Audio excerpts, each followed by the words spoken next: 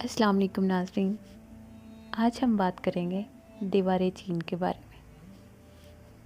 चीन के शुमाल में वाक़या 21,000 किलोमीटर तवील अजीम दीवार चीन इंसानियत की सबसे मारूफ तख्लीक है। ये ताजमहल और कदीम रूमियों के सबसे बड़े थिएटर कोलोसियम समेत दुनिया के 7 बड़े अजूबों में शामिल है।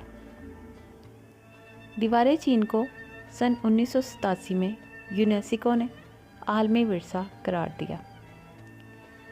दुनिया भर से जब सयाह बीजिंग पहुंचते हैं तो वहां से बसें भर भर के वो तवील दीवार चीन के मुख्तलिफ अहम मकामात का रुख करते हैं। सयाहों में से चंद अजीम दीवार के इस मकाम पर भी आते हैं जिसे जियान काओ कहा जाता है। दीवार चीन का जियान काओ नामी हिस्सा सरसब्ज़ पहाड़ियों के ऊपर एक किंगरीदार ख़त की तरह 20 किलोमीटर तवील इलाके में फैला हुआ है। नीचे वादी से ये पहाड़ की हर चोटी पर एक सजावटी ख़त की तरह नज़र आती है। ये बीजिंग के शुमाल में 100 किलोमीटर के फासले पर वाक़या है, लेकिन ये अपने मरूफ हमसाया इलाकों बडालिंग और म्यूटियानो से बिल्कुल मुख्तलिफ है।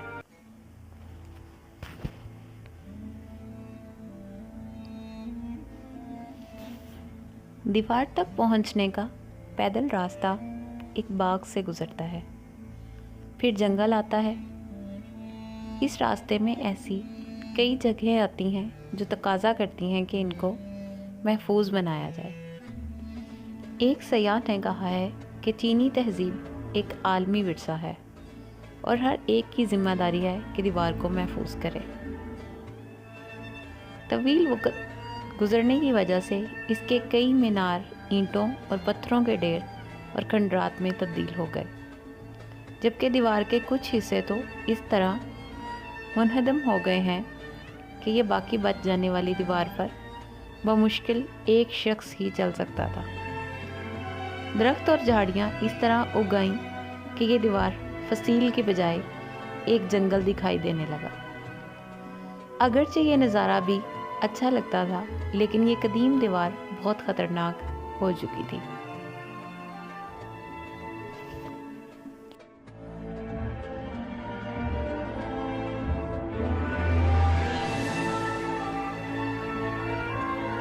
टेनीसियट चैरिटी फाउंडेशन, जिसने दीवार चीन के इस हिस्से की बहाली के काम को सरअंजाम दिया। प्रोजेक्ट मैनेजर मा याओ कहते हैं कि हर वर्ष 1 या 2 सयाह इस दीवार पर चलते हुए गिरकर हलाक होते थे। कुछ लोग तो हाइकिंग करते हुए गिरते और हलाक हो जाते, और कुछ बिजली गिरने से हलाक होते थे। उन्होंने कहा कि टेक्नोलॉजी ने हमें मुमकिना हद तक इस दीवार की रवायती हालत बहाल करने में मदद दी। मज़ीद हादसात को रोकने के लिए और जियान काओ के हिस्से की दीवार को मज़ीद खस्ता हाल होने से रोकने के लिए इसकी बहाली का काम सन 2015 में शुरू हुआ। ये कठिन काम, जो 750 किलोमीटर तवील दीवार के इस हिस्से पर फैला हुआ था, सन 2019 में मुकम्मल हुआ। चीन की हैसियत दूसरी तमाम दीवारों से मुख्तलिफ है। ये दीवार ना तो किसी शहर की हिफाजती दीवार है, ना किसी कला की आसार के तौर पर बनाई गई, बल्कि इसकी तामीर खुता और तातार की सरहद पर तातारी वहशी कबाइल के हमलों की रोकथाम के लिए की गई थी। ये मंगोल तातारी कबीले शमाल से मुल्क खुता पर अक्सर हमलावर होते रहते थे, और इनका वजूद पुरअमन शहरियों की जानो माल और इज़्ज़त व आबरू के लिए एक मुस्तकिल ख़तरा बना हुआ था। इनके हमलों से बचाव के लिए ये दीवार एक बेहतरीन फसील साबित हुई। दीवार चीन हमला आवरों को रोकती थी। वो 1000 से टकराते थे, मगर इसे अबूर न कर सकते थे। इसके बुर्ज पहरेदारों की पनाह थे। ये बुर्ज हर 100 फुट के बाद 2-2 और 3-3 मंजिला बने हुए थे।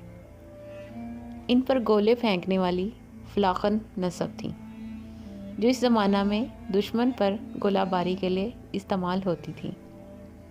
ان کے ذریعے دشمن پر پتھر پھینکے جاتے تھے اور دیوار کے قریب پہنچنے سے پہلے ہی پسپا کر دیا جاتا تھا۔ کہتے ہیں کہ ایک وقت ایسا بھی گزرا جب ان برجوں کے اندر 1,00,000 کی تعداد میں فوج رہتی تھی۔ اگرچہ اس بیان میں مبالغہ ضرور معلوم ہوتا ہے، لیکن حقیقت سے یکسر خالی قرار نہیں دیا جا سکتا۔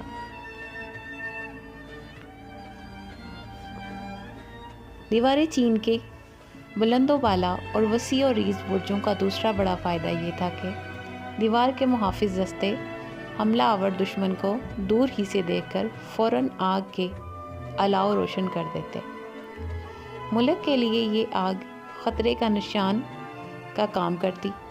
لوگ دور سے ملک کی حفاظت کے لیے دوڑے چلے آتے۔ ان حفاظتی مقاصد کے علاوہ برجوں کا ایک اور بڑا فائدہ دیوار کی مضبوطی کو برقرار رکھنا بھی تھا۔ چونکہ فن تعمیر کے اصولوں کے مطابق ضروری ہے کہ ایک مسلسل دیوار کے درمیان تھوڑے فاصلے پر ستون اور برج بنائے جائیں۔ دنیا کے نقشے سے خطا اور تاتار جیسے عظیم ملکوں کے نشان مٹ چکے ہیں، لیکن دیوارِ چین کے آثار آج بھی موجود ہیں، جو اہل چین کی درینہ عظمت و سطوت کی زندہ یادگار ہے۔ اس ملک کا فن تعمیر اور فن نقاشی قدیم سے ہی مشہور چلا آ رہا ہے۔ جی تو ناظرین، یہ تھی ہماری آج کی ویڈیو دیوارِ چین کے بارے میں۔ آپ کو یہ ہماری ویڈیو کیسی لگی اپنے کمنٹس میں ضرور بتائیے گا، اور مزید اچھی ویڈیوز کے لیے چینل کو سبسکرائب کرنا بالکل نہ بھولیے گا۔ نیکسٹ ویڈیو تک کے لیے اللہ حافظ۔ اپنا بہت سا خیال رکھیے گا اور اپنی دعاؤں میں یاد رکھیے گا۔